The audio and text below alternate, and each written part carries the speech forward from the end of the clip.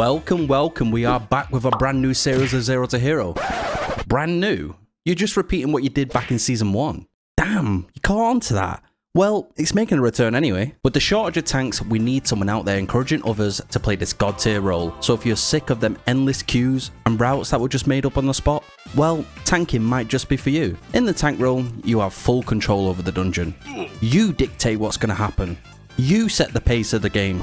I'm going to be real, at first it's going to look a little bit shaky, just like some of the keys in this episode. But with just like anything else that's new, you're going to have your ups and you're going to have your downs. There's 4 new dungeons this season that I've never played before, so this is going to be a challenge for us both. But as always, this is a fun series. There's going to be some light flaming, some eye ripping out gameplay. So before you go in the comments and start typing some stuff, just remember this is why you don't get invited to keys, or because of your DPS. Yeah, that was cringe. We won't be doing that again. Unlike your mum. I'm sure if you click this video, you know what Zero to Hero is. But if you don't, here's the rules. This is a solo challenge, so no inviting your friends asking for a quick boost. You gotta fully experience what pugging is actually like. No gold transfers. No jumping on your main to send yourself some gold. If you want money, you gotta do that whole digital slavery stuff, aka mining and herbing. Last but not least, no radio IO connection. Because this character is from the last 2 seasons, I'm not sure if I can disable this. I have gone on the Radar.io website and deleted my account, but it still seems to be there. If you're not happy with how things are, I can just start on a fresh character if you want. Please don't do that to me. Before we kick things off, what format do you think would be best? Would you rather there be a new tank each episode, or would you rather me stick to one and go through them all individually? Let me know in the comments. Now we've got the terms and conditions out the way, let's dive into what class we're going to be playing this episode. Our boy, VDH, is making a return. Oh boy! I want to start this season off with something I'm familiar with, and because I'm going in blind, I at least don't want to suffer too much. As for the changes this season, apparently you need an item to get into a dungeon, so if you haven't already, finish a few chapters to get access to your cloak. Otherwise, you'll be flying back and forth, confused as to why you can't get inside. Yeah, that totally didn't happen to me. Let's kick off our solo adventure with a 2 Arakara. There's 2 things I've missed about this dungeon, the trinket and this opening pull. If you've ever wanted to feel like Batman, try this pull out and tell me you don't feel like the hero of the night himself. Just like my life choices, I never take it the full length. Stopping just before the elite has always given me a better success rate, and this way you get to save lust for the first boss. You can pull the elite if you want, but if no one kicks the fear, an easy pull can turn sour real quick. And I'm sure you guys already have a story of how no one kicked and your dumbass walked straight off the map.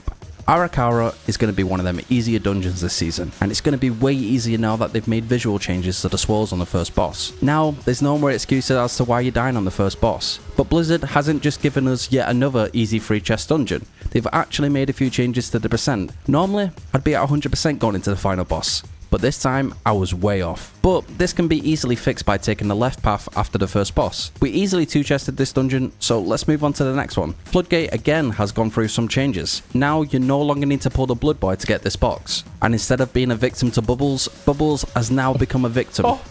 Oh, Bubbles! I'm not too sure how I feel about these changes just yet. I'll need to adjust my route and see what I can cook up. Apart from that, the dungeon is pretty much the same.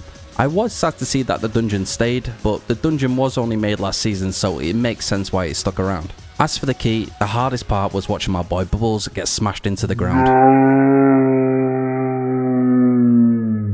4 Dawnbreaker. This dungeon has also gone through a rework. You'd think a large indie company like Blizzard would have fixed the flying issues, but I swear there's even more bugs this time around. The funniest one for me is when you land on a ship and you start bouncing up and down. Sounds like my boy Exhibit helped rework this dungeon. As for the actual changes, the first boss had a few mechanic reworks. Instead of instantly spawning a giant pool, it now gradually expands, giving people more time to move. It's a nice change, but this boss still doesn't want to move half the time during phase 2. They've also moved a few mobs around, so packs in the fountain area are a little bit tougher to kill. So this is yet another dungeon that I need to figure out a new route for. This was only a 4, and having season 2 gear made this a walk in the park. Another Floodgate.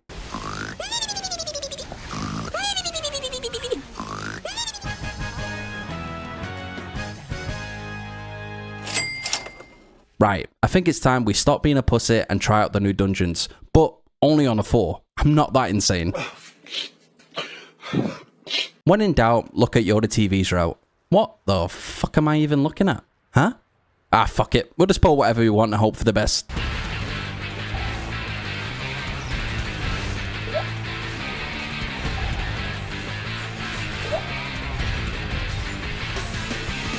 first pull was kinda wild. There were Murlocs running in, Murlocs running out, and a giant dickhead blocking up my whole screen. But boy did it feel good getting slapped up by all these enemies.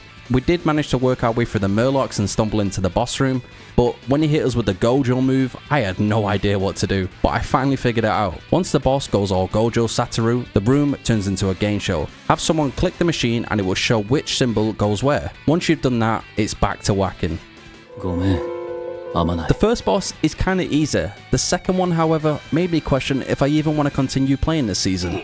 I can already tell you now this boss is going to be a pug killer. The first few wipes, I just don't understand what was going on.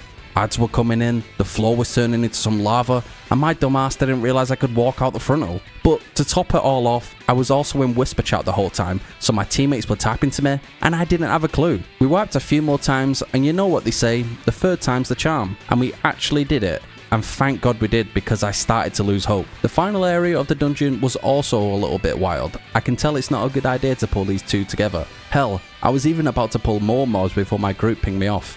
As for the final boss, this dude is absolute cinema. The first phase isn't too insane, just don't soak the circle too fast and you'll bing chilling.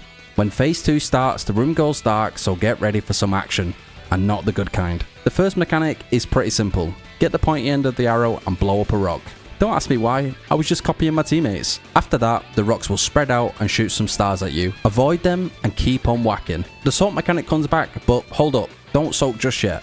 Wait for the swirl to drop first before going too crazy. After that, she just repeats the same moves. The boss isn't too insane and there's ways the tank can make it a lot easier for the group, but we will get to that another time. Somehow, we managed to time this dungeon despite wiping so many times on the second boss. We then jumped into an Echo Dome, which again was a little bit confusing. I did an M0 on this one last week, so I had a decent understanding of how the boss was going to go, but looking at this route, I had no clue what to do. So yet again, we pulled whatever.